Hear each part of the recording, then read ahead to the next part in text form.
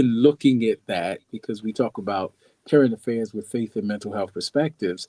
We've been looking at that with a psycho spiritual lens, if you will, because it's about more than a bridge and a barge. It's about a transition. It's about trauma. It's about the loss of life. It's about loss and bereavement and grief processes and restoration that happens long after. And so we want to continue on that. And Dr. Shepard is going to take us a little further, or I should say, even a little deeper, since we're talking about this bridge and the recovery process, into this subject. All right, Dr. Shepard? Yes, sir. And so, just a brief recap. And so, as Bishop mentioned, that we experienced here in the city of Baltimore the collapse of the Francis Scott Key Bridge, and we've been looking at how this particular restoration of the bridge really relates to living in the new place, as we found ourselves now in a state where we have to adjust our traffic patterns. We have to adjust some of us our routines home, even how we get to work or even get to various different places because of this major thoroughfare that is no longer present. And one of the things that we've been looking at is how do you move from the restoration process when once you arrive at that new place. And one of the things that we talked about was the different stages. And we utilized three stages that, as I was blessed to be a part of a service where Bishop Robinson was at, talking about healing, strengthening, and stretching. And we looked at these various different stages of how once you get to a new place and how you are ready for the repairs, that you can't just say, all right, the bridge has fallen down and now we're going to repair it. We have to clean up the debris. You got to get in there and you got to get that debris out. And so many times after we've gone through the fight, we've gone through the struggle, the mindset of the person, once they get to that new place, once they have arrived, it's one that requires a time to settle down, a time for healing, and a time for clearing of that space so that the newness can arrive. And so, again, we were just looking at how, in that time, the removal of the debris was so important. The removal of the debris that was on the surface that you could see, and the removal of the debris under the surface. And one of the things that Bishop said last week that really struck me was how the broken bridge caused the brokenness of the vessel, and that the brokenness of the vessel was the brokenness of the Dolly ship. And that really stuck with me. It resonated with me because it shows me how the brokenness that a person can experience can literally be the impetus of the brokenness of someone else. And so that really hit home for me. I want to move to this point and then let Bishop move forward with this. I'm so curious to hear what he has to say. But one of the points that I really didn't get a chance to lift up last time as we were talking about clearing the debris was the sensitivity that it takes when you're cleaning the debris. The sensitivity here was needed because as you're clearing out the channels, there were still bodies that were present. I'll say it again. As we were clearing out the channels, there were still human bodies that were present there. And so we could not forget that as we were clearing out the channels, we could not just go in without having some reference of knowing, and reverence, I should say, of knowing that six people lost their lives on that bridge. And at one point, we could not find everyone on everyone at the time that the bridge collapsed. I remember them saying that there was a search and rescue, and then it turned from search and recovery.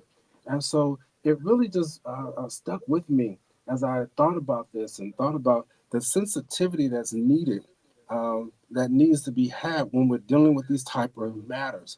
When you're dealing with healing, when you're dealing with clearing out the debris, cleaning out the area and space so that you can be strengthened, you gotta have sensitivity and care because there's some bodies that are still there.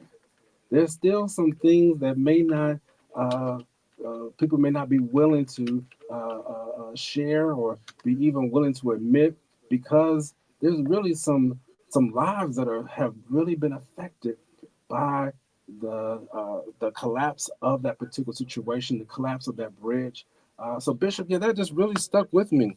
Just how much sensitivity we needed to have with that, and I can appreciate our governor and those first responders really putting that at the forefront as they were going through. I know some people actually have forgotten that there were even one or two more bodies there, because it took some weeks before we were able to recover.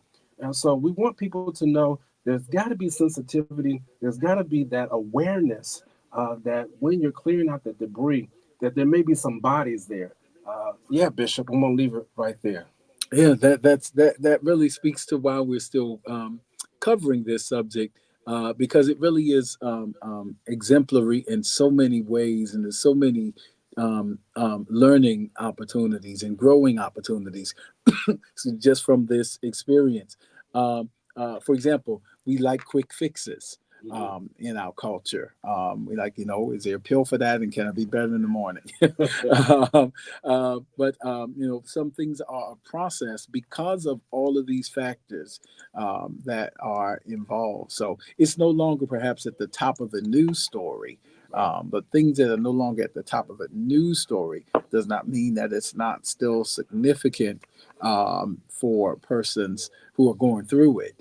And so you have to think about going under there. You have to think about people, as you said, bodies. There's still casualties Casualties. that have been collateral damage of all kinds that is still being taken care of. And all of that represents other lives that are affected. And some of us are probably aware, at least I know that in my time of pastoral care and counseling, when you're talking to someone who has lost someone, one of the things you sometimes have to process is how my life has been totally shifted and in a traumatic sense. And wow, everybody just woke up and kind of, eventually the cakes and the pies and the food dishes, the repasts and all those things are over. But the process of rebuilding and finding a new sense of normalcy and all of that is still in process. And so you have to be sensitive to all of those factors. And again, going deep to find out where that stuff is. Right. Because if we don't, we'll relive that. And once they say it this way, if you didn't get what was under the surface and deal with all of that, the bodies, the remains of persons, the Mm. souls that were lost, the over 10 tons of stuff that was down there. If you don't deal with that and just start sending shipments through, they'll get they'll get caught on the stuff. Then boats will continue, ships will continue to sink, and it'll just become more and more. If I had to use a biblical equivalent of this real quick, uh, I would use John 4 as I was thinking about this today, because Jesus meets a woman at the well. Mm. And they even say, the woman even says, this well is deep. So Hmm. like, and Jesus says, essentially, to get to the chase in our vernacular, he would say, he told her, he said, you're thirsty. All right. But your thirst is for something deeper than just this water. And then to exemplify that, he said, we have to break this pattern in essence. You have had 5 husbands, Husbands. and the one you have now is not your husband. What he's saying is you're thirsty, and it's showing up in your relationships. And if we don't go deeper Mm. and deal with some of that stuff, then the pattern of these relationship casualties will continue. Right. Uh, and so, what that means is you could end up, you could join 5 churches, and the same issues keep coming up. It might be you. You Right. might need to deal with what's under the water. Right. You might have the initial tragedy, was there, but that wasn't dealt with. So you keep reproducing it at the church. If you did 5 different jobs and the keep issues keep coming up, if you date 5 different people and yet have had the same outcome. Wow.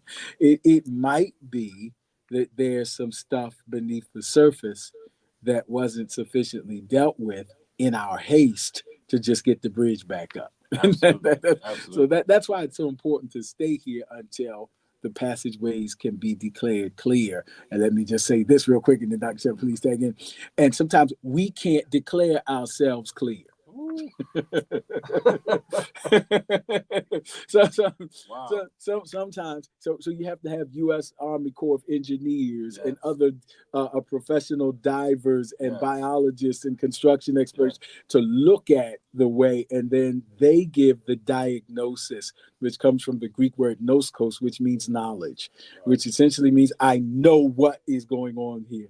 And so sometimes our efforts to self-medicate and self-diagnose and clear ourselves is a bit premature, if not inept. Wow. And so we need someone else oftentimes to say, "Listen, I've checked you out spiritually, psychologically, psychosocially, and it is now clear for other for new ships." Wow. It And that's a humbling experience. is, yes. That's you know, so I can almost feel someone out there saying, "Wow, Bishop, thank you. You have helped me."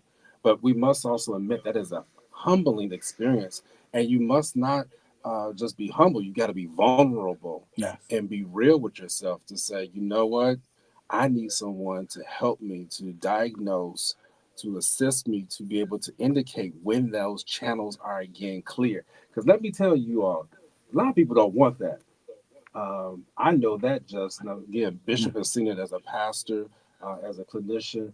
I see it as a physician because people will come in and tell you what they want and what their problem is, and you're sitting there looking like, well, that's not even the problem. Mm-hmm.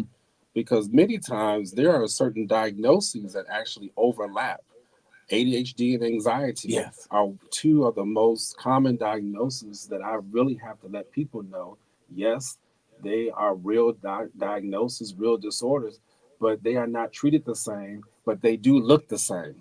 Yeah. And Yeah. their source is very different too. And so, yeah, thank you, Bishop. And I just want to encourage people out there that you gotta be humble, you gotta be vulnerable, because let's look at this: is that when the ship finally got ready, the dolly that was the source of the bridge collapsing, the dolly could not refloat itself. Right.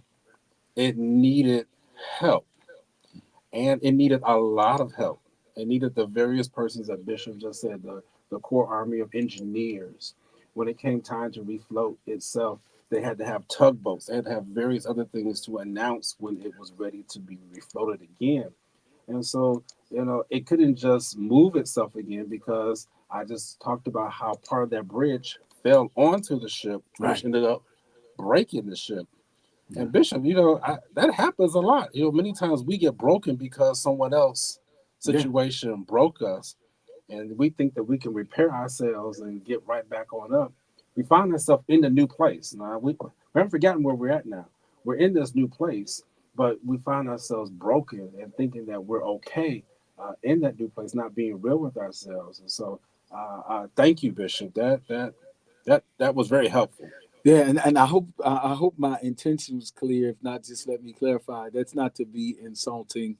It's to really, if you hear my heart, I'm really trying to say, it's okay. All of us needs somebody, an Yes, accountability circle, a yes, pastor, a psychotherapist, the psychiatrist, or somebody. We need somebody to say, hey, a physician. yes. I feel okay, but let me make sure there are no silent killers. That's right. Silent killers are things that don't give symptoms until it's really in advanced stages. And so sometimes we just need to say, I feel great, or and make sure it's not just me trying to move on. Mm-hmm. I want a new boo to get over the old boo.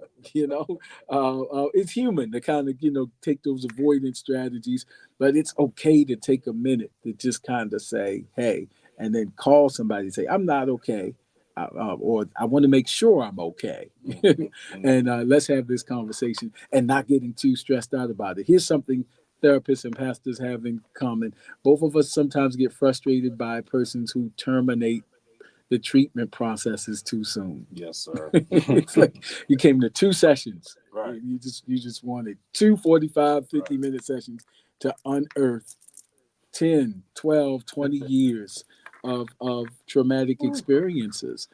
So give yourself time Yes. and give yourself grace and space to do what you need to do to heal. And let me tell you too, Bishop, and I was just, and even as I was even working today in one of my jobs today, working with families, and I just told them that once you're able to diagnose and even provide the treatment, many times we see people get worse before they get better. Mhm. I mean, it's almost without fail. And parents look at me sideways, like, "What do you mean they're gonna get worse?" Especially when I'm dealing with children who are anxious, and we start medication, and we start the various modalities of treatment. And the parents are like, "Well, I expect for this to happen." I said, "Well, yes, at some point it will, but I'm letting you know, these children, when you are changing up the patterns and the maladaptive behaviors, and now we're working to correct them, they are not going to go along willingly." That's Mhm. that is just not going to happen. They're going to kick and scream, and they're going to say, "Why do we have to do it this way? Why is this happening this way?" And the same thing happens even within adults, even with those who are faith believers. When we recognize that there is a shifting that needs to happen, when there's a shifting in your mindset, when there's a shifting in our behavior, many times we will not go along willingly. And so I hear you out there. It really does take courage. It really does take a recognition that it may not feel good for those first couple of weeks, months, maybe even years, Bishop, because as you just laid it out so well, many times there are people who come to us 2 sessions to unearth something that's been going on since their childhood. Right. Right. And that's just unrealistic. And you have to give yourself some time to let's clear those channels, be able to clear those pathways, clear your mind. That's really what I am really hung up on. Clear that headspace. So many of us right now have are just convoluted in our heads. And I understand. And again, I'm not talking about you or disparaging you, but I understand there's a lot going on in this world right now, and we know that. But we want you to know that we're here to help clear some of those channels for you. We're here to provide some of those recommendations so that you can be able to live your best life through this particular program. Absolutely, and break that pattern Yes, so sir. that be like the woman at the well. I'm going back to testify now. Some patterns have been broken, and Hmm. my relationship perspectives are changing. And so, give yourself some space and grace. I know we got to go, and I know we live in a culture that really does like quick fixes and drive-through service and all of that. And I'm not saying that doesn't have its place in certain respects, but when it comes to our healing, be it spirit, soul, or body, give yourself time to let the healing process take place and stay in the process. Stay in it. Stay in it, and trust the Lord through it. So, listen, I know Dr. Shepherd's going to bring us some final greetings, and we're going to make our way out. Yeah, and so we just want to let you to know, yes, we've stayed here, but we also want to talk about ways to strengthen. So look for that as we move forward throughout this month, ways to strengthen yourself. And so I'm excited about that. We're talking about the healing. We're talking about ways to strengthen your mind.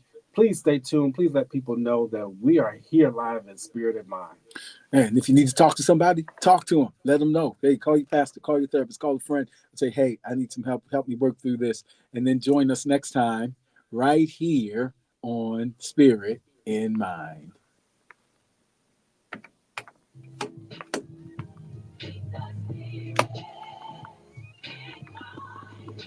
Don't forget to follow us on social media. We're on Facebook at Spirit in Mind, and we're also on Instagram at Spirit in Mind Live. Join us next time for a new episode of Spirit in Mind.